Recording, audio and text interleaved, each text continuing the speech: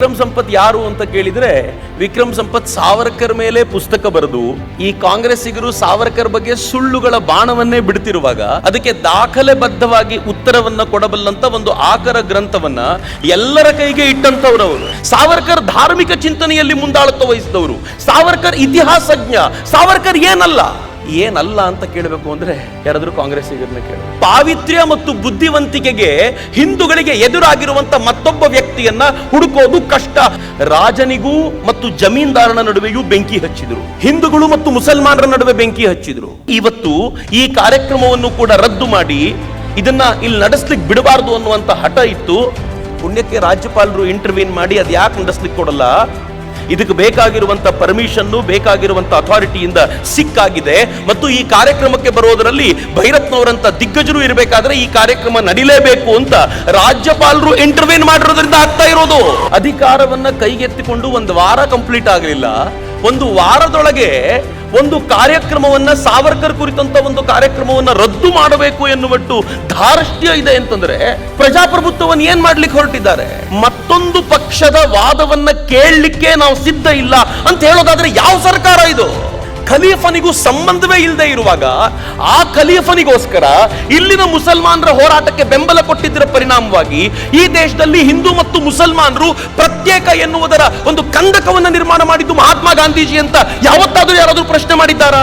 ಭಾರತ್ ಮಾತಾ ಕಿ, ಭಾರತ್ ಮಾತಾ ಕಿ, ವಂದೇ ವಂದೇ.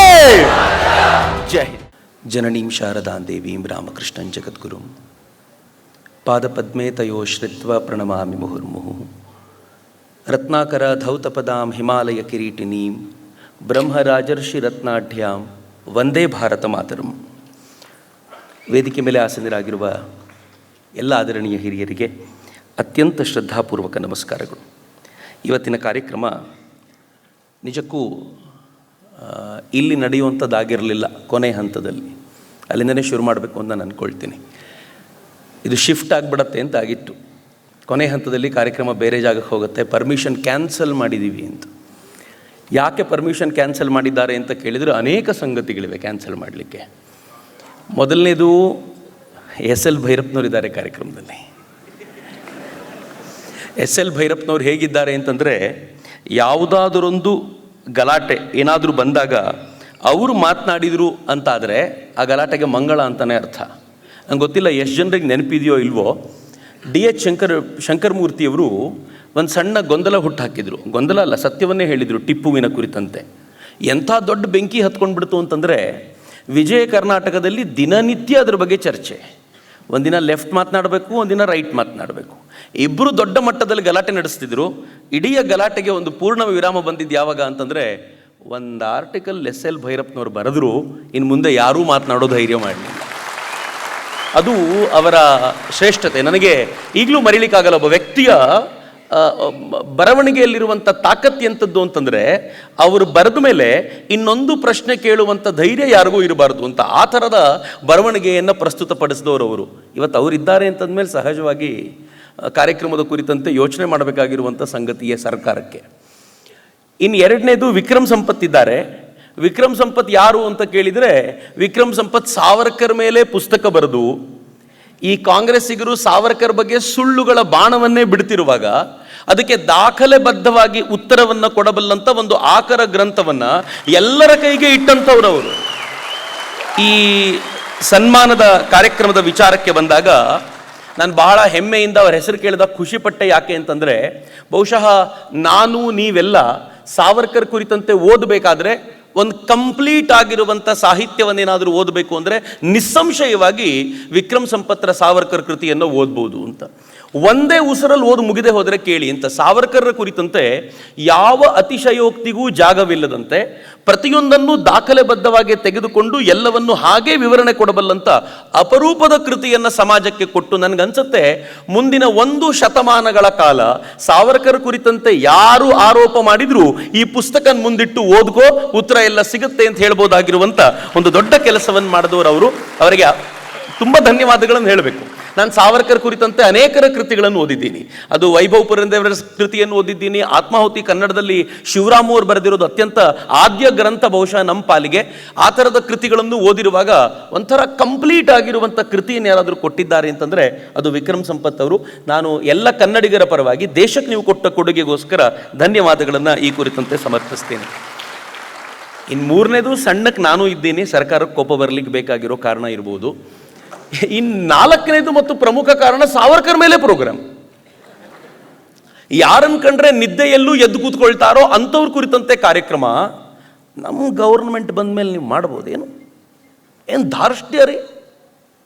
ನಾನು ತುಂಬ ಗಂಭೀರವಾಗಿ ಇವತ್ತು ನಿಮ್ಮನ್ನು ಪ್ರಶ್ನೆ ಕೇಳಬೇಕು ಮಿತ್ರರೇ. ಬಂದಿನ್ನೂ ಅಧಿಕಾರವನ್ನು ಕೈಗೆತ್ತಿಕೊಂಡು ಒಂದು ವಾರ ಕಂಪ್ಲೀಟ್ ಆಗಲಿಲ್ಲ.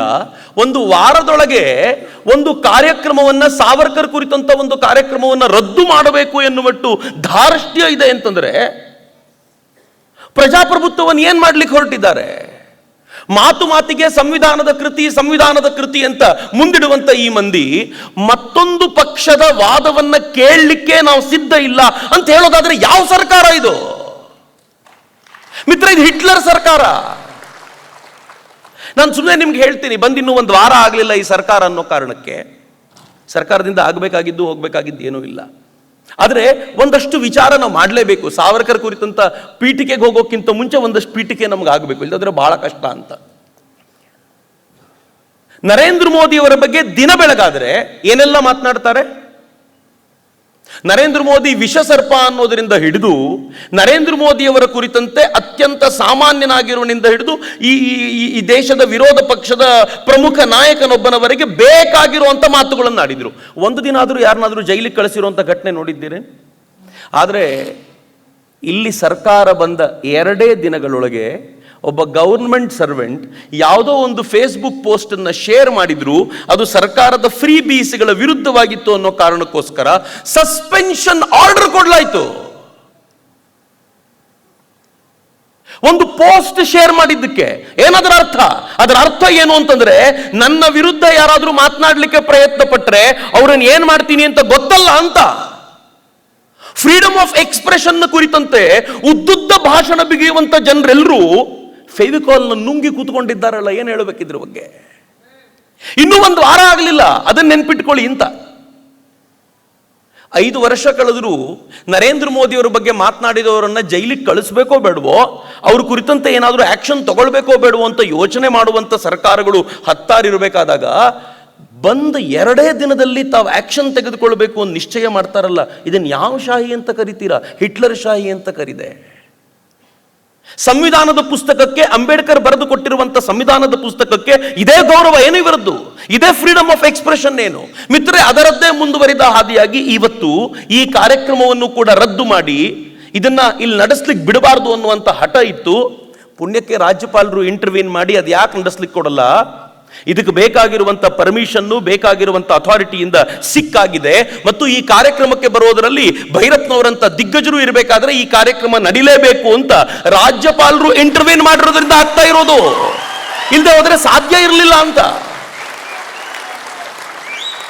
ನಂಗೆ ತುಂಬಾ ಜನ ಪ್ರಶ್ನೆ ಮಾಡ್ತಿರ್ತಾರೆ, ಸಾವರ್ಕರ್ ರಿಲೆವೆಂಟ್ ಇವತ್ತು ಅಂತ. ಇನ್ನೇನ್ ರೀಸನ್ ಬೇಕು ಸಾವರ್ಕರ್ ರಿಲೆವೆಂಟ್ ಅನ್ಲಿಕ್ಕೆ? ಸಾವರ್ಕರ್ ಇಂಥ ಪರಿಸ್ಥಿತಿಗಳ ನಡುವೆಯಲ್ಲೇ ಹೋರಾಟ ಮಾಡಿದ್ದು. ಇದಕ್ಕಿಂತ ಕೆಟ್ಟದ್ದೇನೂ ಇದ್ದಿರ್ಲಿಕ್ಕಿಲ್ಲ. ನಿಮಗೆ ಫ್ರೀಡಮ್ ಆಫ್ ಎಕ್ಸ್ಪ್ರೆಷನ್ ಇರಲಿಲ್ಲ, ನೀವು ಬೇಕಾದ್ದನ್ನ ಬರೆಯುವಂತಿಲ್ಲ, ಬರೆದ್ರೆ ಜೈಲಿಗೆ ಹಾಕ್ತಾರೆ, ನೀವು ಬೇಕಾದ್ದನ್ನ ಮಾತಾಡ್ಲಿಕ್ಕೆ ವೇದಿಕೆಯನ್ನೇ ಕೊಡಲ್ಲ. ಬ್ರಿಟಿಷರ ಬಗ್ಗೆ ನಾನು ಮಾತಾಡ್ತಿರೋದು, ಸಿದ್ದರಾಮಯ್ಯನವ್ರ ಬಗ್ಗೆ ಅಲ್ಲ. ಎರಡಕ್ಕೂ ತಾಳೆ ಆದ್ರೆ ನಾನು ಸಂಬಂಧ ಅಲ್ಲ ಅದಕ್ಕೆ. ಆದ್ರೆ ಎಷ್ಟರ ಮಟ್ಟಿಗೆ ಪರಿಸ್ಥಿತಿ ಅಂತಂದ್ರೆ, ಈ ತರದೊಂದು ವಾತಾವರಣವನ್ನು ನಿರ್ಮಾಣ ಮಾಡಿಕೊಡುವಂತ ಈ ಪರಿಸ್ಥಿತಿಯಲ್ಲಿ ಸಾವರ್ಕರ್ ಹೋರಾಟ ಮಾಡಿದ್ರಲ್ಲ, ನನಗನ್ಸುತ್ತೆ ಸಾವರ್ಕರ್ ಇವತ್ತಿಗೆ ಈ ಕಾರಣಕ್ಕೋಸ್ಕರ ರಿಲೆವೆಂಟ್. ಈ ದೇಶದ ಪ್ರತಿಯೊಬ್ಬ ಪ್ರಜೆಯು ಯಾವುದೋ ಒಬ್ಬ ವ್ಯಕ್ತಿಯ ವಿರುದ್ಧ, ಒಂದು ಸರ್ಕಾರದ ವಿರುದ್ಧ, ಒಂದು ಪಕ್ಷದ ವಿರುದ್ಧ ಅಲ್ಲ, ಈ ತರದ ಮಾನಸಿಕತೆಯ ವಿರುದ್ಧ ನಾವು ಹೋರಾಟ ಮಾಡಬೇಕಾಗಿದೆಯಲ್ಲ, ಆ ಮಾನಸಿಕತೆಯ ವಿರುದ್ಧ ಹೋರಾಟ ಮಾಡಲಿಕ್ಕೆ ನಮಗೆ ಬೇಕಾಗಿರುವ ಶಕ್ತಿಯನ್ನ ಯಾರು ಕೊಡ್ತಾರೆ ಅಂತಂದ್ರೆ ಅದು ಸಾವರ್ಕರ್ ಕೊಡ್ತಾರೆ ಅನ್ನೋ ಕಾರಣಕ್ಕೋಸ್ಕರ ಸಾವರ್ಕರ್ ಇವತ್ತಿಗೂ ಜೀವಂತವಾಗಿದ್ದಾರೆ. ಮಿತ್ರರೇ, ಸಾವರ್ಕರ್ ಸಾವಿದೆಯಲ್ಲ, ಚೆನ್ನಾಗಿದೆ ಅದು. ಸಾವರ್ಕರ್ ಬಗ್ಗೆ ಮಾತನಾಡಲಿಕ್ಕೆ ಸಾವರ್ಕರ್ ಸಾವಿಂದನೇ ಶುರು ಮಾಡಬೇಕು ಅಂತ. ಸಾವರ್ಕರ್ ಸಾವು ಎಂಥದ್ದು ಅಂತಂದ್ರೆ ಸಹಜವಾದ ಸಾವಲ್ಲ. ಸಾವರ್ಕರ್ ತಾನೇ ಸಾಯಬೇಕು ಅಂತ ಇಚ್ಛಾ ಮರಣಿಯಾದದ್ದು. ಅವರು ಅನ್ನ ನೀರುಗಳನ್ನ ಔಷಧಿಯನ್ನ ಸೇವಿಸದೆ ನಾನು ನನ್ನ ಪ್ರಾಣವನ್ನು ಬಿಡ್ತೀನಿ ಅಂತ ಹೇಳಿಕೊಂಡೇ ಬಿಟ್ಟಿದ್ದು ನಮ್ಮ ಕಾಲದ ಭೀಷ್ಮ. ಆದರೆ ಯಾಕೆ ಬಿಡಬೇಕಾಯ್ತು? ಸಾವರ್ಕರ್ ಬದುಕಿನ ಎರಡನೇ ಹಂತ ಇದೆಯಲ್ಲ, ಆ ಎರಡನೇ ಹಂತವನ್ನ ಎಷ್ಟರ ಮಟ್ಟಿಗೆ ನರಕವಾಗಿಸಿದ್ವಿ ಅಂತಂದ್ರೆ, ಸಾವರ್ಕರ್ ಬದುಕಿದ್ದಾಗಲೇ ಸಾವರ್ಕರ್ನ ದೇಶದ್ರೋಹಿ ಅಂತ ಕರೆದ್ವಿ. ಸಾವರ್ಕರ್ ಬದುಕಿದ್ದಾಗಲೇ ಅವರನ್ನ ಅವಹೇಳನ ಮಾಡುವಂತ ಲೇಖನಗಳು ಬಂದವು.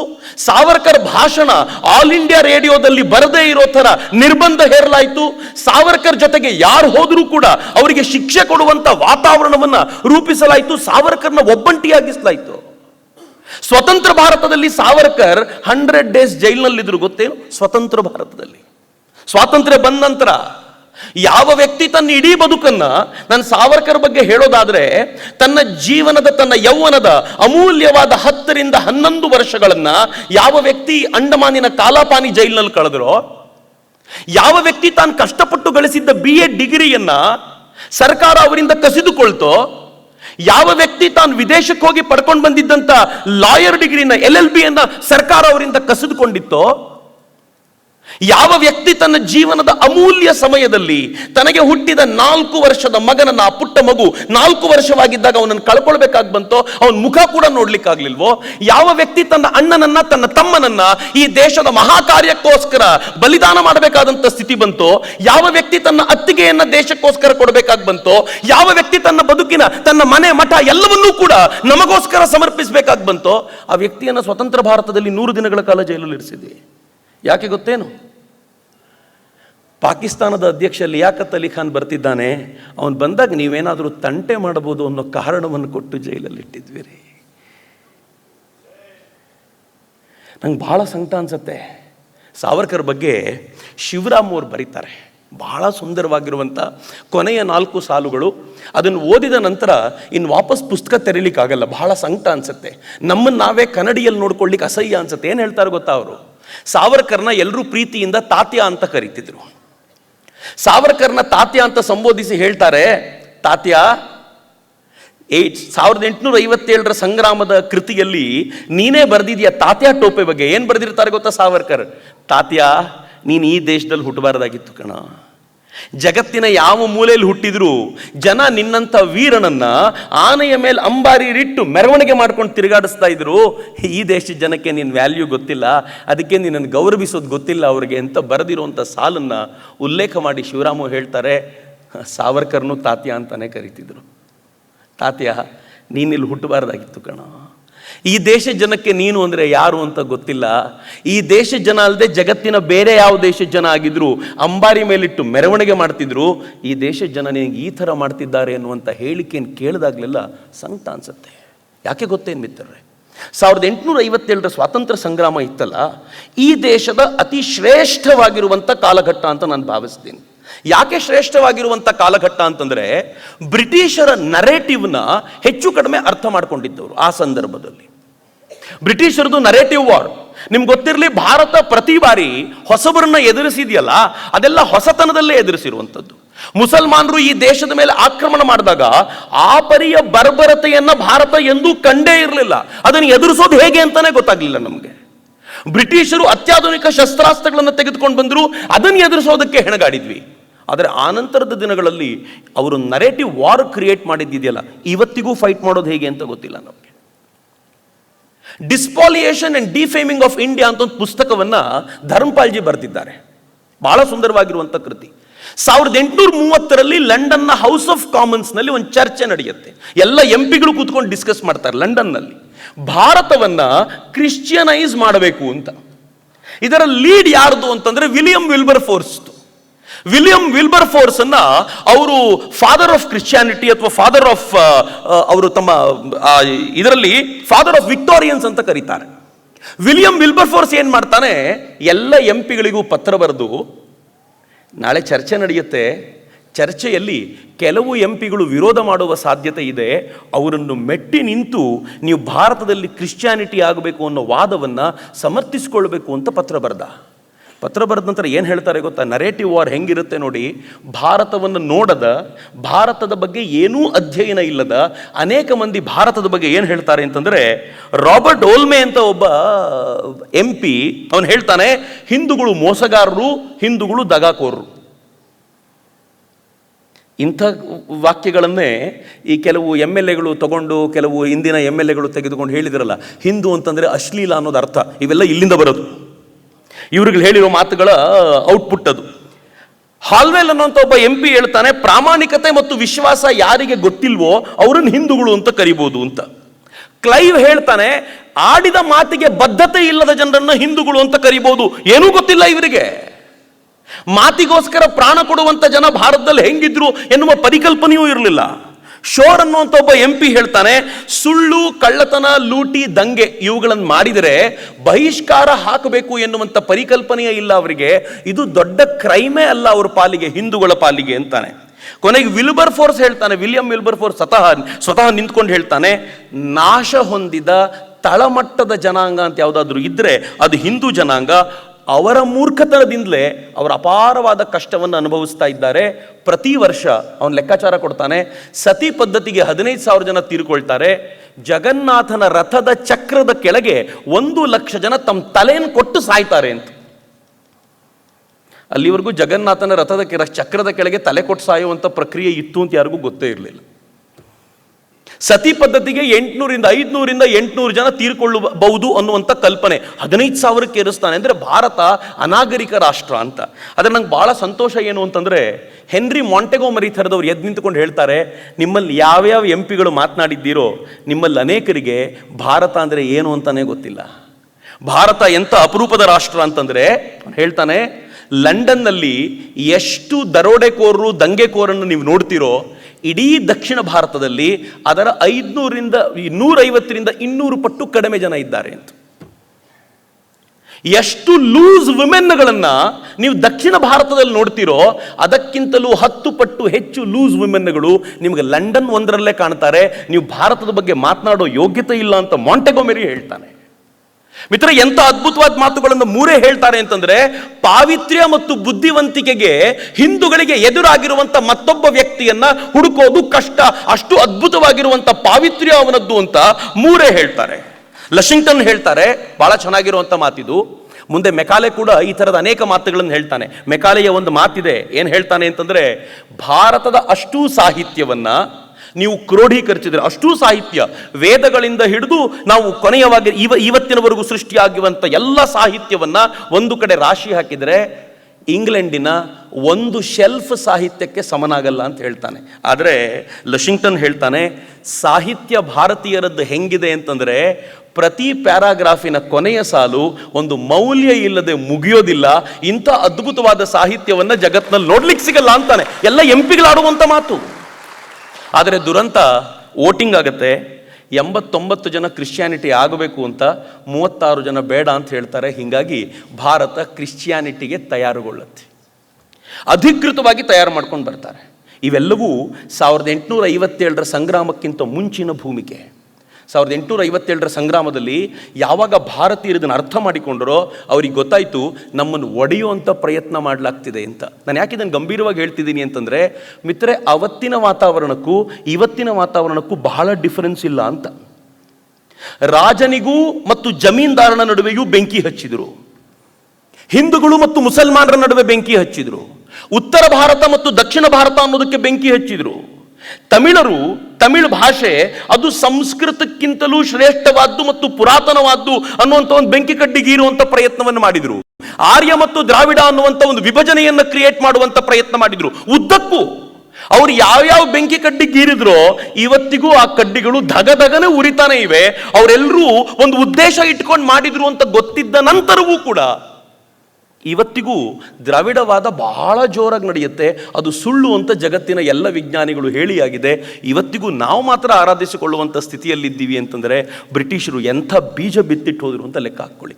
ಆದರೆ ಅವತ್ತಿನ ಭಾರತೀಯ ಸ್ಥಿತಿ ಹೆಂಗಿತ್ತು ಅಂತಂದರೆ, ಭಾರತೀಯರದ್ದು ಇದನ್ನು ಅರ್ಥ ಮಾಡ್ಕೊಂಡ್ಮೇಲೆ ತಮ್ಮ ನಡುವೆ ಇರುವಂಥ ಎಲ್ಲ ಭೇದಗಳನ್ನು ಪಕ್ಕಕ್ಕಿಟ್ಟು ಬ್ರಿಟಿಷರನ್ನು ಓಡಿಸೋದು ಒಂದನ್ನೇ ಗುರಿಯಾಗಿಟ್ಕೊಂಡು ಎಲ್ಲರೂ ಏಕಕಾಲಕ್ಕೆ ಸಿಡಿದೆದ್ದರಲ್ಲ 1857ರ ಸಂಗ್ರಾಮ.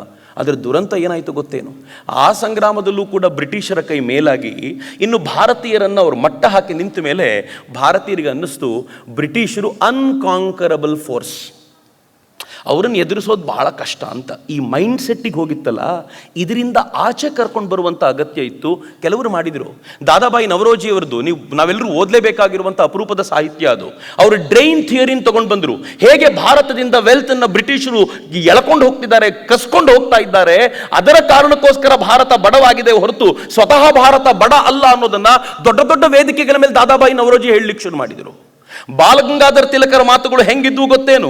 ಬಾಲಗಂಗಾಧರ್ ತಿಲಕರು ಕೇಳ್ತಿದ್ರು ಕೂತ ಜನರಿಗೆಲ್ಲ, ಶಿವಾಜಿ ಮಾಡಿ ತಪ್ಪಂತೀರೇನು? ಪೂನಾದಲ್ಲಿ ಅವ್ರು ಕೇಳ್ತಿದ್ದ ಮಾತು, ಶಿವಾಜಿ ಮಾಡಿ ತಪ್ಪು ಅಂತೀರೇನು? ಶಿವಾಜಿಯನ್ನ ಆರಾಧಿಸುವ ಜನ ಪೂನಾದಲ್ಲಿ ಶಿವಾಜಿ ಮಾಡಿ ತಪ್ಪು ಅಂತ ಹೆಂಗೆ ಯೋಚನೆ ಮಾಡ್ತಾರೆ? ಆದರೆ ಅವ್ರು ಹೇಳ್ತಾರೆ, ಶಿವಾಜಿ ಮಾಡಿ ತಪ್ಪಲ್ಲ. ಯಾಕೆ ಅಂತಂದ್ರೆ ಅಗತ್ಯ ಬಿದ್ದರೆ ಶಸ್ತ್ರವನ್ನು ಎತ್ಕೊಳ್ಬೇಕು ಅಂತ ಕೃಷ್ಣನೇ ಹೇಳಿರೋದ್ರಿಂದ ಶಿವಾಜಿ ಮಾಡಿದ್ದನ್ನು ತಪ್ಪು ಅಂತ ಭಾರತೀಯರು ಗಣಿಸಲ್ಲ. ಹೀಗಾಗಿ ಅಗತ್ಯ ಬಿದ್ದರೆ ನೀವು ಯಾವ ಕೆಲಸ ಮಾಡಬೇಕೋ ಮಾಡಿ, ಯಾಕೆ ಅಂತಂದ್ರೆ ಗೀತೆಯ ಅಭಯ ಇದೆ ಅದಕ್ಕೆ ಅಂತ ಡೈರೆಕ್ಟ್ ಆಗಿ ಹೇಳ್ತಿರ್ಲಿಲ್ಲ, ಇಂಡೈರೆಕ್ಟ್ ಆಗಿ ಕೊಡಬೇಕಾಗಿರುವಂತ ಸಂಗತಿಯನ್ನು ಕೊಡ್ತಿದ್ರು. ಇವರೆಲ್ಲರೂ ಇಂಡೈರೆಕ್ಟ್ ಆಗಿ ಮಾಡ್ತಿದ್ರು. ಆದರೆ 1857 ನಂತರ ಮುನ್ನುಗ್ಗಿ ಒಂದು ಮಹತ್ ಸಾಹಸಕ್ಕೆ ಇಡೀ ದೇಶವನ್ನು ಒಗ್ಗೂಡಿಸಬಲ್ಲಂಥ ಒಂದು ಯಾವುದಾದ್ರೂ ಒಂದು ಅಪರೂಪದ ಶಕ್ತಿ ಬೇಕಿತ್ತಲ್ಲ ಮಿತ್ರರೆ, ಭಗವಂತ ಅದನ್ನು ಸಾವರ್ಕರ್ ರೂಪದಲ್ಲಿ ಕೊಟ್ಟ ಅಂತ ನಾನು ಭಾವಿಸ್ತೀನಿ. ಸಾವರ್ಕರ್ ಏನು ಅಂತ ಹೇಳೋಕ್ಕಿಂತ ಏನಲ್ಲ ಅಂತ ಕೇಳಬೇಕು ಅಂತ. ಸಾವರ್ಕರ್ ಒಬ್ಬ ಬರಹಗಾರ, ಅದ್ಭುತವಾದ ಬರಹಗಾರ. ಅವರ ಬರಹಗಳ ಪ್ರಭಾವ ಹೆಂಗಿತ್ತು ಅಂತಂದ್ರೆ, ಅವರು ಬರೆದ ಪುಸ್ತಕಗಳನ್ನ ಕದ್ದು ಮುಚ್ಚಿ ಮಾರಾಟ ಮಾಡಿ ಕ್ರಾಂತಿಕಾರಿಗಳು ಆ ದುಡ್ಡಿನಿಂದ ತಮ್ಮ ಕ್ರಾಂತಿ ಕಾರ್ಯವನ್ನ ನಡೆಸ್ತಾ ಇದ್ರು. 1857 ಕೃತಿ ಸಾವರ್ಕರ್ ಏನಾದರೂ ಬರಿದೇ ಹೋಗಿದ್ದಿದ್ರೆ ಇವತ್ತಿಗೂ ನಮ್ಮ ಪಠ್ಯ ಪುಸ್ತಕಗಳಲ್ಲಿ ಅದನ್ನ ಸಿಪಾಯಿ ದಂಗೆ ಅಂತಾನೆ ಓದ್ತಿದ್ವಿ. ಸಾವರ್ಕರ್ ಅದಕ್ಕೊಂದು ಹೊಸ ರಂಗು ಕೊಟ್ಟು ಇದು ಸಿಪಾಯಿ ದಂಗೆ ಅಲ್ಲ, ಪ್ರಥಮ ಸ್ವಾತಂತ್ರ್ಯ ಸಂಗ್ರಾಮ ಅಂತ ಹೇಳಿದ್ರಲ್ಲ, ಆ ಪುಸ್ತಕ ಎಷ್ಟು ಬಾರಿ ಮರು ಮುದ್ರಣ ಕಳ್ತು. ಅದರ 4ನೇ ಮುದ್ರಣವನ್ನ ಬ್ರಿಟಿಷರು ಬ್ಯಾನ್ ಮಾಡಿದ್ದಾಗಿಯೂ 4ನೇ ಮುದ್ರಣವನ್ನ ಮಾಡಿದ್ಯಾರು ಗೊತ್ತಾ? ಸ್ವತಃ ಸುಭಾಷ್ ಚಂದ್ರ ಬೋಸರು ಇಂಡಿಯನ್ ನ್ಯಾಷನಲ್ ಆರ್ಮಿಯ ಸೈನಿಕರು ಓದ್ಲಿ ಅಂತ ಅದರ 4ನೇ ಮುದ್ರಣವನ್ನ ಮಾಡಿಸಿದ್ರು. ಇದು ಸಾವರ್ಕರ್ ಬರಹದ ತಾಕತ್ತು ಅಂತ. ಸಾವರ್ಕರ್ ಮಾತಿನ ತಾಕತ್ತು ಹೇಗಿತ್ತು ಅಂತಂದ್ರೆ, ಅವರ ಬರಿಯ ಮಾತಿಗೆ, ಅವರ ಮಾತಿನ ಪ್ರೇರಣೆಯಿಂದಾಗಿ ಮದನ್ ಲಾಲ್ ಧಿಂಗ್ರಾ ತರದ ಒಬ್ಬ ಸಾಮಾನ್ಯವಾದ ವ್ಯಕ್ತಿ ಕರ್ಜನ್ ವೈಲಿ ಎನ್ನುವಂತ ಬ್ರಿಟಿಷ್ ಅಧಿಕಾರಿಯನ್ನ ಲಂಡನ್ನಲ್ಲಿ ಹತ್ಯೆ ಮಾಡ್ಲಿಕ್ಕೆ ಸಾಧ್ಯ ಆಯ್ತಲ್ಲ, ಇದು ಸಾವರ್ಕರ್ ಮಾತಿನ ಶಕ್ತಿ. ಸಾವರ್ಕರ್ ಎಂಥ ಸಂಘಟನಾಕಾರರು ಅಂತಂದ್ರೆ, ಅವರು ಲಂಡನ್ನಲ್ಲಿ ಬ್ರಿಟಿಷರ ಗುಹೆಗೆ ನುಗ್ಗಿ ಅವರ ವಿರುದ್ಧ ಒಂದು ಸಂಘಟನೆಯನ್ನು ಕಟ್ಟಿ ಬ್ರಿಟಿಷರು ಬಾಲ ಮುದುರಿಕೊಳ್ಳುವಂತೆ ಮಾಡುವಂತ ಪ್ರಯತ್ನ ಮಾಡಿದ್ರಲ್ಲ, ಅದು ಸಾವರ್ಕರ್ ಸಂಘಟನೆಗೆ ಸಾಕ್ಷಿ.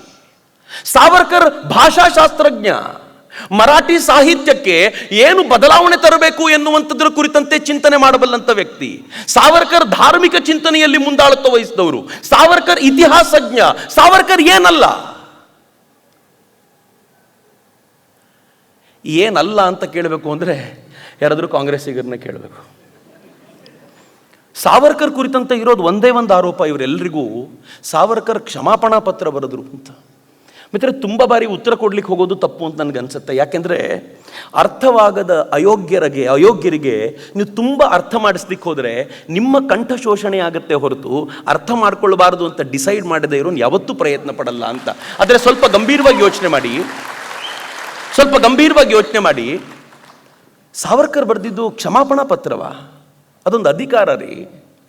ಯಾವತ್ತಾದರೂ ಕೋರ್ಟ್ನಲ್ಲಿ ನಿಂತ್ಕೊಂಡು ನನ್ನ ಪರವಾಗಿ ನಾನು ವಾದ ಮಾಡ್ಕೊಳ್ತೀನಿ ಅಂತ ಯಾವುದಾದ್ರೂ ಒಬ್ಬ ಕ್ಲೈಂಟ್ ಹೇಳಿದರೆ ಅಥವಾ ಯಾವುದಾದ್ರೂ ಒಬ್ಬ ವ್ಯಕ್ತಿ ಹೇಳಿದರೆ, ನನ್ನ ಪರವಾಗಿ ವಾದ ಮಾಡ್ಲಿಕ್ಕೆ ಯಾರೂ ಇಲ್ಲ ಸರ್, ನಾನೇ ವಾದ ಮಾಡ್ಕೊಳ್ತೀನಿ, ನಾನು ಏನೂ ತಪ್ಪು ಮಾಡಲಿಲ್ಲ ಅಂತ ನಾನು ಪ್ರೂವ್ ಮಾಡ್ತೀನಿ ಅಂತ ಹೇಳಿದರೆ ಕ್ಷಮಾಪಣೆ ಏನದು? ಸಾವರ್ಕರ್ ಕುರಿತಂತೆ ಮಾತಾಡುವ ಪ್ರತಿಯೊಬ್ಬ ವ್ಯಕ್ತಿಯೂ ಕೂಡ, ಪ್ರತಿಯೊಬ್ಬ ಕಾಂಗ್ರೆಸ್ಸಿಗನೂ ಕೂಡ ಒಂದ್ಸಲ ತಮ್ಮ ನಾಯಕರುಗಳ ಹಿಸ್ಟ್ರಿಯನ್ನು ನೋಡಬೇಕು. ಅವರೆಲ್ಲ ಎಲ್ಲೆಲ್ಲಿದ್ರು, ಯಾವ್ಯಾವ ಜೈಲಿನಲ್ಲಿದ್ದರು ಅಂತ. ನಾನು ಪಟೇಲ್ರ ಕುರಿತಂತೆ ಓದಿದ್ದೀನಿ. ನಂಗೆ ಪಟೇಲ್ರ ಕುರಿತಂತೆ ಅಪಾರವಾದ ಗೌರವ ಇದೆ. ಆದರೆ ಪಟೇಲ್ರ ಜೀವನವನ್ನು ಓದುವಾಗ ಅದರಲ್ಲಿ ಒಂದು ಕಡೆ ತುಂಬ ಚೆನ್ನಾಗಿ ಬರುತ್ತೆ. ರಾಜಮೋಹನ್ ಗಾಂಧಿ ಬರೆದಿರುವಂಥ ಪಟೇಲ್ ಅನ್ನುವಂಥ ಕೃತಿ, ಅದರಲ್ಲಿ ಬಹಳ ಚೆನ್ನಾಗಿ ಹೇಳ್ತಾರೆ. ಪಟೇಲ್ರು, ಜವಾಹರ್ಲಾಲ್ ನೆಹರು, ಮಹಾತ್ಮ ಗಾಂಧಿ, ಈ ಥರ ಎಲ್ಲ ಪ್ರಮುಖ ನಾಯಕರು ಜೈಲಿನಲ್ಲಿದ್ದಾಗ ಪಟೇಲ್ರು ಸಂಜೆ ಆದರೆ ಎಲ್ಲರೂ ಜೊತೆಯಲ್ಲಿ ಸೇರ್ಕೊಂಡು ಆಟ ಆಡ್ತಾ ಇದ್ರು. ಅವರಿಗೆ ಬೋರ್ ಆದರೆ ಅವರು ಗಾರ್ಡನಿಂಗ್ ಮಾಡಲಿಕ್ಕೆ ಅಂತ ಬರ್ತಿದ್ರು. ಗಾರ್ಡನಿಂಗ್ ಮಾಡಲಿಕ್ಕೆ ಅವರಿಗೆ ಊಟ ತಿಂಡಿ ಹೊರಗಡೆಯಿಂದ ತಂದುಕೊಡ್ಲಿಕ್ಕೆ ಮುಕ್ತವಾದ ಅವಕಾಶ ಇತ್ತು. ಅವರಿಗೆ ಗಾಳಿಯಲ್ಲಿ ಅಡ್ಡಾಡ್ಲಿಕ್ಕೆ, ತಿರುಗಾಡ್ಲಿಕ್ಕೆ ವ್ಯವಸ್ಥೆ ಇತ್ತು. ಕೆಲಸ ಅಂತೂ ಏನೂ ಇರಲಿಲ್ಲ. ಅವರಿಗೆ ಶೇವಿಂಗ್ ಮಾಡಲಿಕ್ಕೆ, ಕಟಿಂಗ್ ಮಾಡಲಿಕ್ಕೆ ಯಾರಾದರೂ ಬರ್ತಿದ್ರು. ಏನು ಅದ್ಭುತವಾಗಿರುವಂಥದ್ದು! ಜೈಲಿನಲ್ಲಿ ಇದ್ರು ಅನ್ನೋದು ಬಿಟ್ಟರೆ ಇನ್ನೆಲ್ಲ ಸವಲತ್ತಿತ್ತು. ಸಾವರ್ಕರ್ಗೆ ಹೆಂಗಿತ್ತು? ಸಾವರ್ಕರ್ ಇದ್ದಂಥ ಜೈಲಿನ ಇಂಚಿಂಚು ಡೀಟೇಲ್ನ ತಮ್ಮ ಕೃತಿಯಲ್ಲಿ ಅವರು ಬರೀತಾರೆ. 13.5 ಅಡಿ ಉದ್ದ, ಸುಮಾರು 7.5 ಅಡಿ ಅಗಲ. ಯಾರ್ಯಾರು ಕಾಲಾಪಾನಿಗೆ ಹೋಗಿ ಬಂದಿರ್ತಾರೋ ಗೊತ್ತಾಗತ್ತೆ ಅವರಿಗೆ. 13.5 ಅಡಿ ಉದ್ದ, 7.5 ಅಡಿ ಅಗಲ, ಒಂದು 8-9 ಅಡಿ ಎತ್ತರ. 8 ಅಡಿ ಎತ್ತರಕ್ಕೆ ಒಂದು ಸಣ್ಣ ಕಿಟಕಿ, ಅಷ್ಟೇ ಒಂದು ಸೆಲ್, ಅಷ್ಟರಲ್ಲೇ ಇರಬೇಕು. ಇದ್ದಿದ್ರು ಸುಮ್ಮನೆ ಇರೋದಲ್ಲ, ಆರಾಮಾಗಿರ್ಬೇಕು, ಹೊರಗಡೆ ತಿರುಗಾಡ್ಕೊಂಡಿರೋದು ಅಂತಲ್ಲ. ಒಬ್ಬ ವ್ಯಕ್ತಿಗೆ ಒಂದು ಸೆಲ್, ಅದಕ್ಕೆ ಸೆಲ್ಯುಲಾರ್ ಜೈಲ್. ಅದು ಪಕ್ಕದಲ್ಲಿ ಯಾರಿದ್ದಾನೆ ಅಂತ ಗೊತ್ತಾಗಲ್ಲ.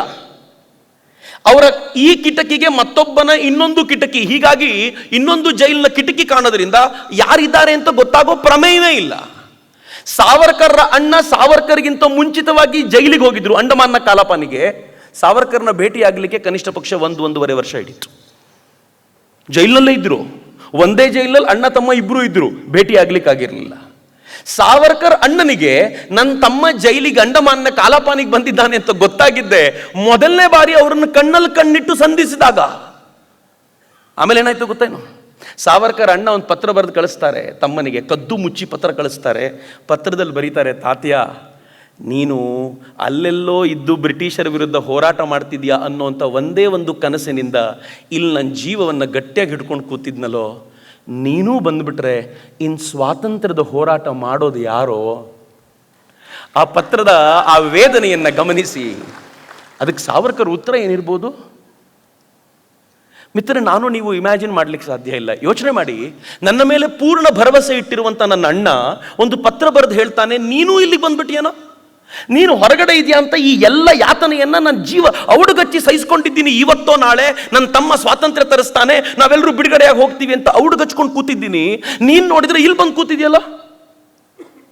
ಸಾವರ್ಕರ್ ಬರೆದರು, ನಿನ್ನ ಪತ್ರ ನೋಡಿ ಚೂರಿ ಇರ್ದಂಗೆ ಆಗ್ಬಿಡ್ತು ಕಣ ನನಗೆ. ಈ ದೇಶದಲ್ಲಿ ಮುಂದೆ ನಿಂತ್ಕೊಂಡು ಹೋರಾಟ ಮಾಡಿದವ್ರನ್ನಷ್ಟೇ ಗಣಿಸೋದಲ್ಲ, ಯಾರು ಸೈಲೆಂಟಾಗಿ ಯಾರಿಗೂ ಗೊತ್ತಾಗದಂತೆ ಕೆಲಸ ಮಾಡ್ತಿದ್ದಾರೋ ಅವರನ್ನು ನಾವು ಗೌರವಿಸ್ತೀವಿ ಅಂತ ನಿಂಗೆ ಗೊತ್ತು ತಾನೆ.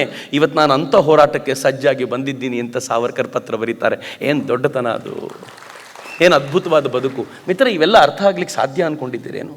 ಇಂಥ ಸಾವರ್ಕರ್ ಜೈಲಿಗೆ ಹೋದ 6 ತಿಂಗಳಲ್ಲೇ ತಮಗಿರುವ ಅಧಿಕಾರವನ್ನು ಬಳಸ್ಕೊಂಡು, ಅಧಿಕಾರ ಅಂತ ಯಾಕೆ ಹೇಳ್ತೀನಿ ಗೊತ್ತೇನು? ಸಾವರ್ಕರ್ ಮಾತ್ರ ಅಲ್ಲ, ಆ ಜೈಲಿಗೆ ಬಂದಂಥ ಪ್ರತಿಯೊಬ್ಬರೂ ಕೂಡ ತಾವು ಪತ್ರವನ್ನು ಬರೆಯುವಂಥ, ಕ್ಷಮಾಪಣಾ ಪತ್ರವನ್ನು ನೀವು ಕರೆಯೋದೇ ಆದರೆ ಅದನ್ನು ಬರೆಯುವಂಥ ಅವರಿಗೆ ಅಧಿಕಾರ ಇತ್ತು. ಅವರು ಅದನ್ನು ಬರಿಬೋದಾಗಿತ್ತು. ಹಾಗೆ ಬರೆದವ್ರು ಯಾರಿದ್ರು? ಸ್ವತಃ ಅರವಿಂದ ಘೋಷರ ತಮ್ಮ, ಆತ ಒಂದು ಬಾಂಬ್ ಕೇಸ್ನಲ್ಲಿ, ಅಲಿಪುರ್ ಬಾಂಬ್ ಕೇಸ್ನಲ್ಲಿ ಪ್ರಾಬಬಲಿ ಅಲ್ಲಿಂದ ಜೈಲಿನೊಳಗೆ ಬಂದವರು, ಅವರು ಕೂಡ ಪತ್ರವನ್ನು ಬರೆದಿದ್ರು. ಬಂದ ಪ್ರತಿಯೊಬ್ಬರು ಪತ್ರ ಬರೀತಿದ್ರು. 6 ತಿಂಗಳಲ್ಲೇ ಬಂದಾಗ ಇವರೊಂದು ಪತ್ರ ಬರೆದ್ರು. ಆದರೆ ಆಶ್ಚರ್ಯ ಏನು ಗೊತ್ತೇನು? ಅವರ ಮೊದಲನೇ ಪತ್ರ ತೆಗೆದು ಕಸದ ಬುಟ್ಟಿಗೆ ಸೀಲಾಯಿತು, ಕೇರೆ ಮಾಡಲಿಲ್ಲ. ಆದರೆ ಸಾವರ್ಕರ್ ಕಡಿಮೆ ಆಸಾಮಿ ಅಲ್ಲ. ಅವ್ರಿಗೆ ಗೊತ್ತಿತ್ತು ನನ್ನ ಪತ್ರಗಳಿಗೆ ಬೆಲೆ ಏನು ಕೊಡಲ್ಲ ಅಂತ. ಆದರೆ ಸಾವರ್ಕರ್ ಅಲ್ಲಿದ್ದಾರೆ ಎನ್ನುವಂಥ ಪ್ರೇರಣೆಯೇ ಹೆಂಗಿತ್ತು ಅಂತಂದರೆ, ಸಾವರ್ಕರ್ ಪ್ರಭಾವದಿಂದ ಒಬ್ಬ ವ್ಯಕ್ತಿ, ಒಬ್ಬ ಕ್ರಾಂತಿಕಾರಿ ಹೇಗೋ ಕಷ್ಟಪಟ್ಟು ಒಂದು ಪೇಪರು ಪೆನ್ಸಿಲ್ಲು ಸಂಪಾದಿಸಿಕೊಂಡು ಇಲ್ಲಿರುವಂಥ ಯಾತನೆಯನ್ನು ಏನು ಅಂತ ಬರಿತಾನೆ. ಏನು ಯಾತನೆ? ಬೆಳಗ್ಗೆ ಬೇಗ ಏಳಬೇಕು, ಎದ್ದ ನಂತರ ಹಗ್ಗ ಹೊಸೆಯುವಂಥ ಕೆಲಸ, ಹಗ್ಗ ಹೊಸೆಯೋದ್ರಲ್ಲಿ ಎಕ್ಸ್ಪರ್ಟ್ ಆದವರಿಗೆ ಗಾಣ ಸುತ್ತುವಂಥ ಕೆಲಸ. ಸಾವರ್ಕರ್ ತಮ್ಮ ಮಾಜಿ ಜೀವನ್ ಟೇಪಲ್ಲಿ ಹೇಳ್ತಾರೆ, 10 ನಿಮಿಷ ಗಾಣ ಸುತ್ತಿದ್ರೆ ಬಾಯಿ ಒಣಗೋಗ್ತಿತ್ತು, ಸತ್ತೇ ಹೋಗ್ತೀವಿ ಅಂತ ಅನ್ನಿಸ್ತಿತ್ತು, ಮೈಯೆಲ್ಲ ಕಂಪನಗೊಳ್ತಿತ್ತು. 1 ಲೋಟ ಕುಡಿಲಿಕ್ಕೆ ನೀರು ಸಿಕ್ಕಿದ್ರೆ ಸಾಕಾಗ್ತಿತ್ತು, ಆದರೆ ನಮ್ಗೆ ಇಡೀ ದಿನ ನೀರು ಸಿಕ್ತಿರ್ಲಿಲ್ಲ. ಹೇಳಿದಷ್ಟು ಎಣ್ಣೆ ತೆಗಿಲಿಲ್ಲ ಅಂತಂದರೆ ರಾತ್ರಿ ಇಡೀ ಮತ್ತೆ ಶಿಕ್ಷೆ ಅನುಭವಿಸಬೇಕಾಗ್ತಿತ್ತು ಅನ್ನೋ ಕಾರಣಕ್ಕೆ ನಾವೆಲ್ಲರೂ ಪುರುಸೊತ್ತಿಲ್ಲದೆ ಎಣ್ಣೆ ತೆಗೆಯುವಂಥ ಪ್ರಯತ್ನ ಮಾಡ್ತಿದ್ವಿ ಅಂತ ಸಾವರ್ಕರ್ ಬರೀತಾರೆ. ಸಾವರ್ಕರ್ಗೆ ಎಂತೆಂಥ ಶಿಕ್ಷೆ ಕೊಟ್ಟಿದ್ದಾರೆ ಗೊತ್ತೇನು? ಅವರನ್ನು ದೇಶದ್ರೋಹಿ ಅಂತ ಕರೆಯೋರು ಒಂದ್ಸಲ ತಮ್ಮ ಮುಖಗಳನ್ನು ಕನ್ನಡಿಯಲ್ಲಿ ನೋಡ್ಕೋಬೇಕು.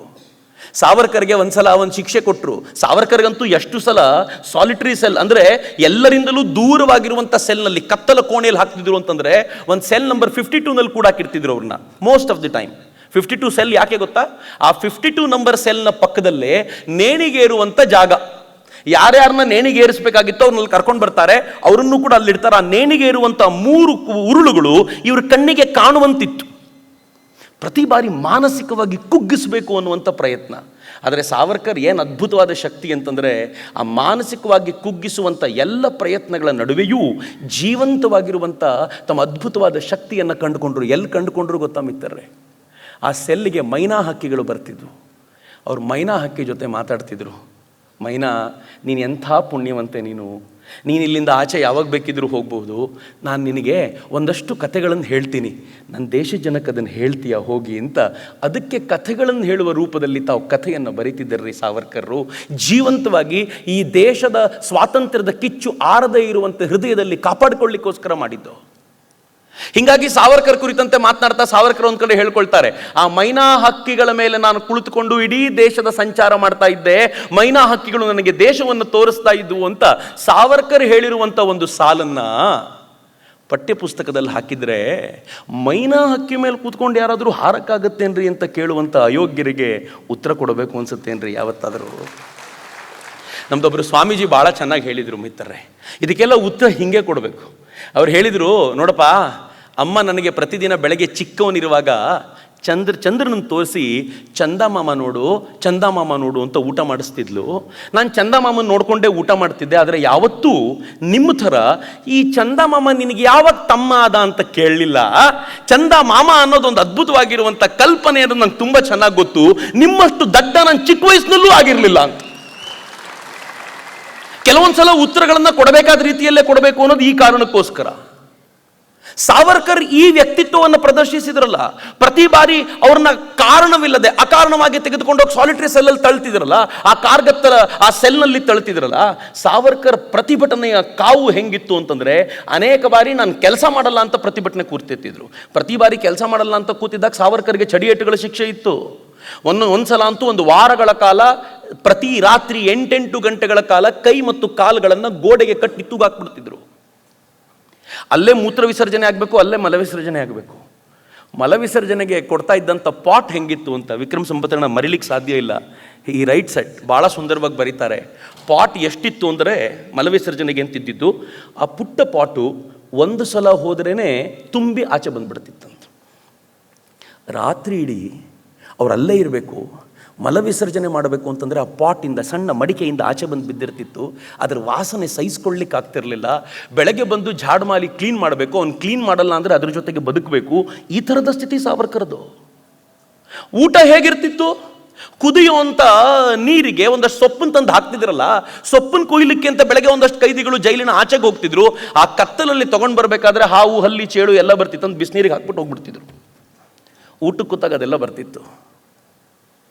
ಸಾವರ್ಕರ್ ಮಾಜಿ ಜೀವನ್ ಟೇಪಲ್ಲಿ ಹೇಳ್ತಾರೆ, ಬೇರೆಯವ್ರಿಗೆ ಏನು ಊಟ ಮಾಡ್ತಿದ್ರೋ ಗೊತ್ತಿಲ್ಲ, ನಮಗೆ ಹಬ್ಬದ ಊಟಕ್ಕೆ ನಮ್ಗೆ ಕೊಡ್ತಾ ಇರುವಂಥ ಊಟದ ಜೊತೆಗೆ ಗೆದ್ದಲು ಹುಳುಗಳನ್ನು ಮಿಕ್ಸ್ ಮಾಡಿ ಕೊಡ್ತಾ ಇದ್ರು, ಹಬ್ಬದ ಸ್ಪೆಷಲ್ ಅಂತ.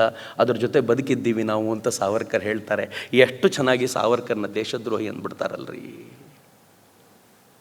ಮಿತ್ರ, ಸಾವರ್ಕರ್ ಬರೆದಿದ್ದು ಒಂದು ಲೆಟರ್ ಅಲ್ಲ, 7 ಪತ್ರಗಳನ್ನು ಬರೆದ್ರು. ಕೊನೆ ಪತ್ರ ಅಂತೂ ನಾನು ಪದೇ ಓದಿದ್ದೀನಿ ಅದನ್ನು ವಿಕ್ರಮ್ ಸಂಪತ್ರ ಕೃತಿಯಲ್ಲಿ. ಆ ಕೊನೆ ಪತ್ರದ ಕೊನೆಯ 4 ಪ್ಯಾರಾಗ್ರಾಫ್ನಲ್ಲಿ ಏನು ಹೇಳ್ತಾರೆ ಸಾವರ್ಕರ್ ಅಂತಂದರೆ, ನೋಡಿ, ನನ್ನನ್ನು ಬಿಡಿ ಅಂತ ನಾನು ಕೇಳ್ಕೊಂಡಿದ್ದೀನಿ ನಿಜ, ಆದರೆ ನನ್ನನ್ನು ಬಿಡುವಂಥ ಧಾವಂತದಲ್ಲಿ ಉಳಿದವ್ರನ್ನ ಬಿಡಬಾರ್ದು, ನನ್ನನ್ನೂ ಬಿಡಬಾರ್ದು, ಅವರನ್ನೂ ಬಿಡಬಾರ್ದು ಅಂತ. ಆದರೆ ನನ್ನದೊಂದು ವಿನಂತಿ ಇದೆ, ಅವರನ್ನೆಲ್ಲ ಬಿಟ್ಬಿಡಿ, ನನ್ನನ್ನು ಕೊನೆವರೆಗೂ ಇಟ್ಕೊಳ್ಳಿ. ಅವರೆಲ್ಲರೂ ಮನೆಗೆ ಹೋಗಲಿ, ನಾನು ಕೊನೆವರೆಗೂ ಇಲ್ಲಿರ್ತೀನಿ, ನನಗೋಸ್ಕರ ಅವ್ರನ್ನೆಲ್ಲ ಇಟ್ಕೊಂಡು ಕೂತ್ಕೋಬೇಡಿ ಅಂತ ಹೇಳಿದವರು ಸಾವರ್ಕರ್ ರೀ. ಇದನ್ನು ಕ್ಷಮಾಪಣೆ ಅಂತ ಕರೀತೇರೇನು? ನಾಚಿಕೆ ಆಗಬೇಕು ಅವರುಗಳಿಗೆಲ್ಲ. ಮಿತ್ರರೇ, ಸಾವರ್ಕರ್ ಏನು ಅದ್ಭುತವಾದ ಚಟುವಟಿಕೆ. ನಾನು ಸಾವರ್ಕರ್ ಬದುಕನ್ನು ಯಾವಾಗಲೂ ನೋಡಬೇಕಾದ್ರೆ 3 ದಿಕ್ಕಲ್ಲಿ ನೋಡ್ತೀನಿ. ಮೊದಲನೇದು, ವಿದೇಶಗಳಲ್ಲಿ ಅವ್ರು ಮಾಡಿದ ಪ್ರೇರಣಾದಾಯಿ ಕೆಲಸಗಳು ಹೆಂಗಿದ್ರು ಅಂತಂದರೆ, ರಾಯಲ್ ಆದ ಲೈಫು. ಲಂಡನ್ನ ಅದು ಇಂಡಿಯಾ ಹೌಸ್ನಲ್ಲಿ ಅವ್ರು ಇರ್ತಿದ್ರು, ಒಳ್ಳೆ ಬದುಕು ಅವರದ್ದು, ಚೆನ್ನಾಗಿದ್ರು, ಪ್ರೇರಣೆ ಕೊಡ್ತಾ ಇದ್ರು, ಎಲ್ಲವನ್ನು ಸ್ವಚ್ಛಂದವಾಗಿ ಅನುಭವಿಸುವಂಥ ವಾತಾವರಣ ಅವರಿಗಿತ್ತು. ಅಲ್ಲಿಂದ ಏಕಾಏಕಿ ಕರ್ಕೊಂಡು ಬಂದರೆ ಕಾಲಪಾನಿ ಶಿಕ್ಷೆ. ಅಲ್ಲಿ ಸ್ನಾನಕ್ಕೂ ನೀರಿಗೆ ಗತಿ ಇಲ್ಲ, ಹಗಲು ರಾತ್ರಿ ಮೈ ಮುರಿಯುವಷ್ಟು ದುಡಿತ. ಅಲ್ಲಿಂದ ಸಾವರ್ಕರ್ನ ಹೊರಗಡೆ ದೊಡ್ಡ ಗಲಾಟೆಯಾಗಿ ಅವ್ರನ್ನಂತೂ ಇಂತೂ ಬಿಡಿಸ್ಕೊಂಡು ಬರ್ತಾರೆ. ಆ ಬಿಡಿಸ್ಕೊಂಡು ಬಂದ ಸಾವರ್ಕರ್ನ ಅವ್ರನ್ನ ರತ್ನಾಗಿರಿಯೊಳಗೆ ಕೂಡ ಹಾಕಿದಾಗ ಆ ಮನುಷ್ಯ 100 ದಿಕ್ಕಲ್ಲಿ ಯೋಚನೆ ಮಾಡ್ತಾ ಈ ದೇಶದ ಹಿಂದೂಗಳನ್ನು ಬಲಪಡಿಸುವಂಥ ಕೆಲಸಕ್ಕೆ ನಿರತವಾಗ್ತಾರಲ್ಲ. ಯಾಕೆ ಗೊತ್ತೇನು ಮಿತ್ರರೇ, ಸಾವರ್ಕರ್ ನಂತರ ನಿಮ್ಮ ಥರನೇ ಮುಸಲ್ಮಾನರು ಬಹಳ ಒಳ್ಳೆಯವರು ಅಂತಾನೆ ಅವ್ರ ಬದುಕು ಶುರುವಾಗಿತ್ತು. ನೀವು ಸಾವರ್ಕರ್ 1857 ಕೃತಿಯನ್ನು ನೋಡಬೇಕು, ಭಾಳ ಚೆನ್ನಾಗಿದೆ. ಆ 1857 ಕೃತಿಯಲ್ಲಿ ಸಾವರ್ಕರ್ ಎಷ್ಟು ಚೆನ್ನಾಗಿ ಹಿಂದೂ ಮುಸ್ಲಿಂ ಯೂನಿಟಿಯನ್ನು ಹೊಗಳಿ ಅಟ್ಟಕ್ಕೇರಿಸ್ತಾರೆ ಅಂತಂದರೆ, ಇಬ್ಬರು ಎಷ್ಟು ಚೆನ್ನಾಗಿ ಒಂದಾಗಿದ್ರು ಅಂತ ಬಹಳ ವೈಭವೀಕರಿಸಿ ಬರೀತಾರೆ.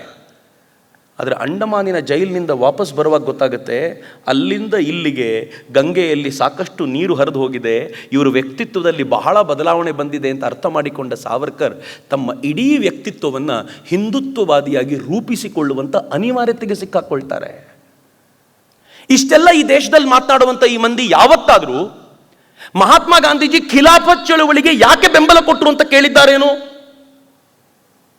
ಯಾವ ಮುಸಲ್ಮಾನನಿಗೂ, ಇಲ್ಲಿನ ಯಾವ ಮುಸಲ್ಮಾನನಿಗೂ ಖಲೀಫನಿಗೂ ಸಂಬಂಧವೇ ಇಲ್ಲದೆ ಇರುವಾಗ ಆ ಖಲೀಫನಿಗೋಸ್ಕರ ಇಲ್ಲಿನ ಮುಸಲ್ಮಾನರ ಹೋರಾಟಕ್ಕೆ ಬೆಂಬಲ ಕೊಟ್ಟಿದ್ದರ ಪರಿಣಾಮವಾಗಿ ಈ ದೇಶದಲ್ಲಿ ಹಿಂದೂ ಮತ್ತು ಮುಸಲ್ಮಾನರು ಪ್ರತ್ಯೇಕ ಎನ್ನುವುದರ ಒಂದು ಕಂದಕವನ್ನು ನಿರ್ಮಾಣ ಮಾಡಿದ್ದು ಮಹಾತ್ಮ ಗಾಂಧೀಜಿ ಅಂತ ಯಾವತ್ತಾದರೂ ಯಾರಾದರೂ ಪ್ರಶ್ನೆ ಮಾಡಿದ್ದಾರಾ?